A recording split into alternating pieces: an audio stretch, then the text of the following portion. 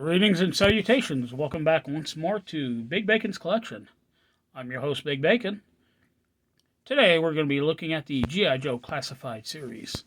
Number 46, Sergeant Stalker. That's right, Sergeant Stalker. RSC was originally just known as Stalker. Yes, long ago, before the days of lapsed copyrights. As always, we're going to look at the packaging. We're going to bust him out of there, look at his accessories, check him out, look at his articulation, gear him up, and get him up on the shelf.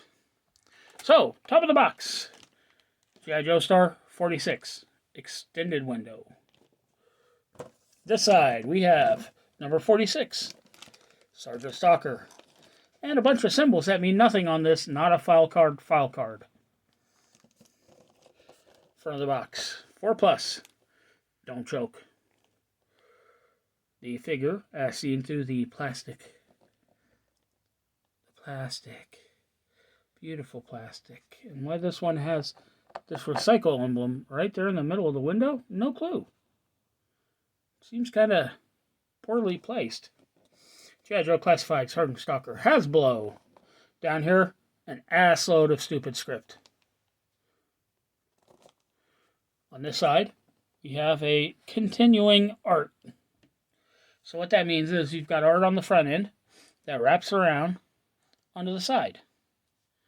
Not the greatest artist rendition I've seen, but certainly better than some of the hentai style ones that the females have been coming with lately in the plasticless packaging.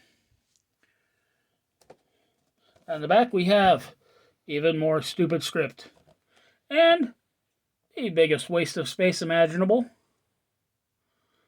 Great concept, but I don't know, execution just is lacking. So what do you say we take a moment and bust him loose? Ooh, I almost forgot the additional stupid script. You know how much we love stupid script here.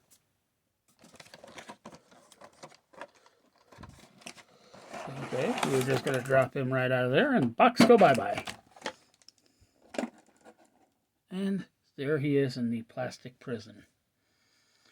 So looking at it real quick, where I'm devising the plan to do the removal. Okay, so the first accessory we're going to take out of here is his little scarf. I know there's an official term for it. I'm high as a kite and sweating my ass off and cannot remember what it is. So it's nicely textured, done in a green similar to what he's wearing. This is the original use of this mold. We did see it once before on the updated Snake Eyes Timber 2-pack, where it didn't fit him at all.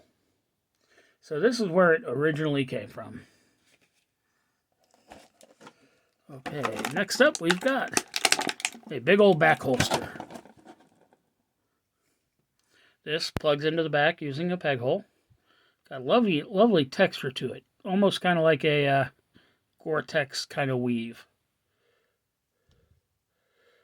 Multiple attachment lines. Buckles.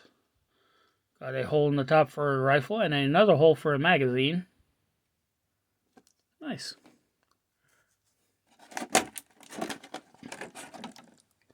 We have the beret. This one doesn't have any kind of specific flash to it that I recognize, but it's done in green. Flash is done in gold. Looks like it's well shaped. Definitely shaved. I don't see any fuzz. We'll see how well it looks on him once we get him out. Okay, now comes the fun part. Where to begin?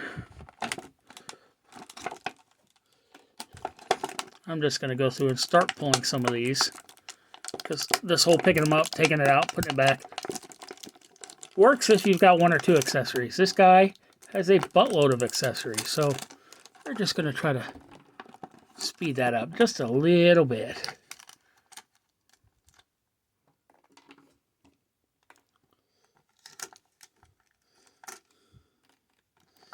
Okay, now usually with the tape you can find a spot where it's overlapping or sticking up, and it makes it easier to peel it. And then you get one piece that just doesn't want to play fair. In this case, it's a magazine.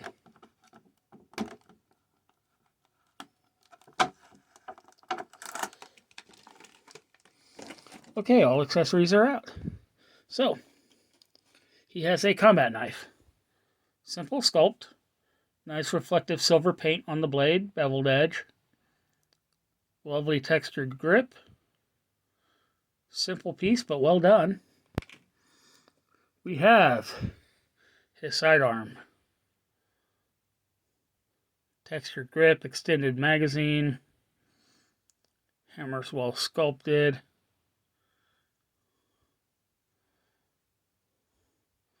Not a bad looking piece. And there is a plug in the front. Why? Because it also comes with this. A suppressor. Simply plugs into the front of the weapon.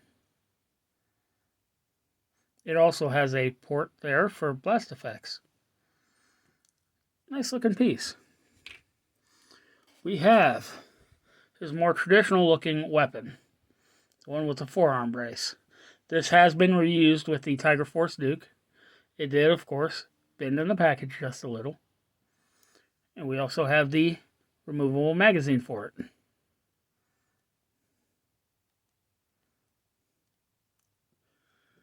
Simple little push will get it up in there. Just be careful because it is very thin edged and you don't want to snap it. It's a nice looking piece. I like it. And if you unplug that, you can take this weapon, shove it into this holster piece, put the magazine down inside here, and this is an extra weapon that he's carrying. It's a great feature. Then we've got the big boy. This looks like a 240 maybe, or something similar. Belt-fed open bolt, air-cooled. Got a really fancy assembly on the front. But the rest of it looks fairly typical of what I'm used to. And it comes with a ammo drum. Drum seems kind of small. I remember ours used to be much, much bigger. And there's a porthole down here that you can plug this drum in. You can line the bullets up with the... There you go. Lovely. Got some nice brass paint for those rounds. So, what do you say we get Danny Glover out of here? And already I'm seeing something that I'm worried about.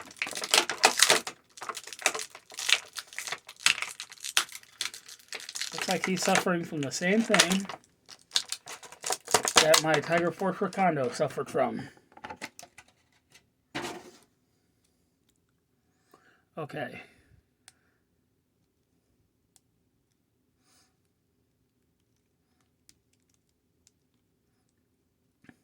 So looking at the face sculpt,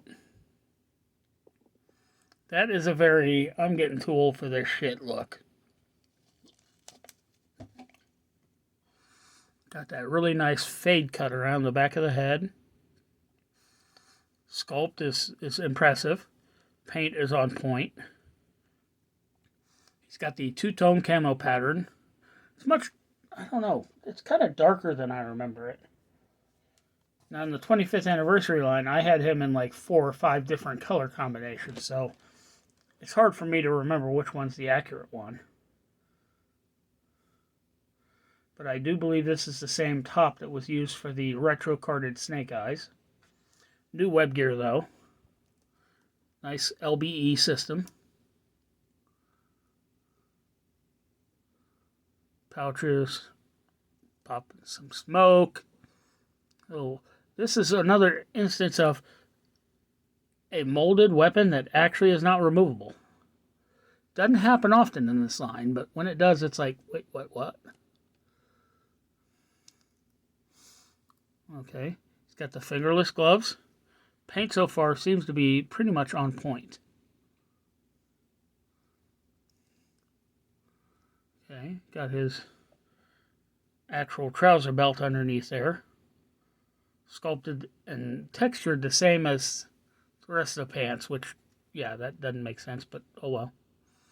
He's got a knife sheath on his left eye and a pistol holster on his right.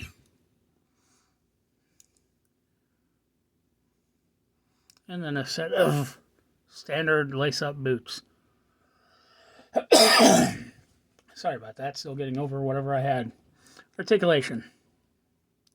Head is on a dumbbell, neck is on a joint dumbbell as well, so he looks up that far. Down, that far. Good tilt. What'd you say, motherfucker? Rotation, really well done. Ooh, I did not see that on this side. I'm not sure that falls within the 670-1, but I'll allow it. Arm hinge up, actually just above 90. Butterfly joint. Full rotation. He's got the flat bicep cut, which has always been an issue for popping off, but seems fairly sturdy on this one. Have a double jointed pinless elbow. Great range to it. Hands rotate, horizontal hinging on the left hand, vertical on the right. He's got the traditional style ab crunch, which allows him to lean back that far, forward that far, and that's in conjunction. Actually, there we go. It wasn't busting loose. There it is. There's the back. There is a waist ball, which allows for an additional movement front and back. No real tilt, but rotation. Legs kick out that far. He will do a perfect Jean-Claude Van Damme. Thanks to those drop down hips. 4, 5, 6.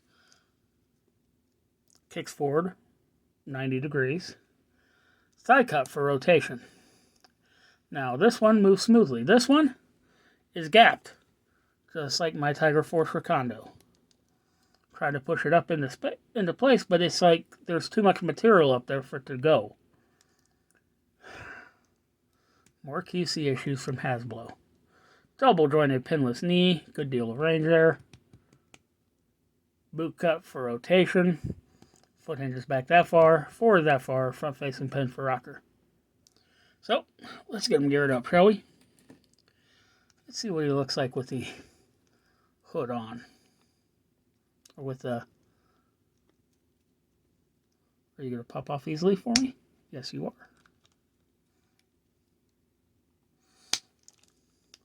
It fits much better over this gear than it did over the Snake Eyes gear. Line up the hole in the back of the LBE with the hole in the back. And that fits in there perfectly. Sidearm goes in the holster.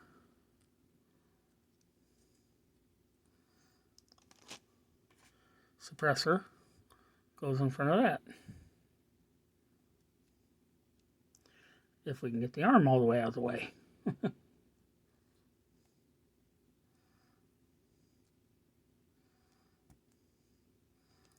Beautiful, like a glove.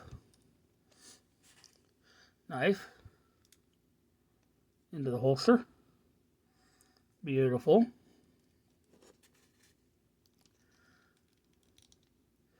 Oh, that beret is perfect. Oh, I'm loving the look of this guy. Oh. Hands are fairly soft. They're not rubbery, but they're not going to snap when you try to get something in there.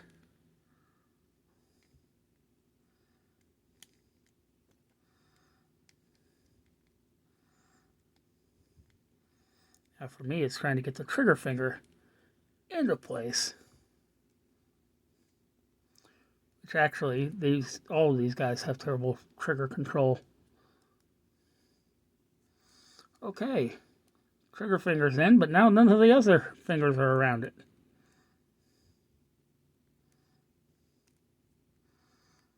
little bit of work and you can get it in there.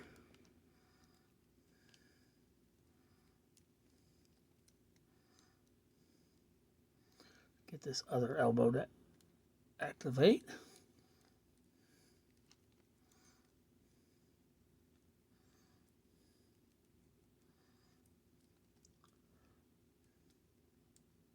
Ooh, this review is becoming longer than I anticipated. And there we go.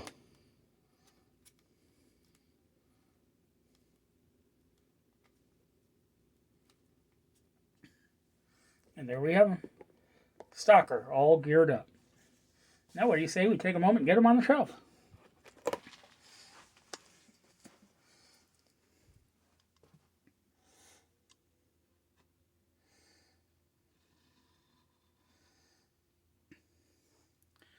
And there you have them. Once again, thanks for tuning in. Be sure to subscribe, like, share, comment, hit that notification bell, and I'll see you all next time.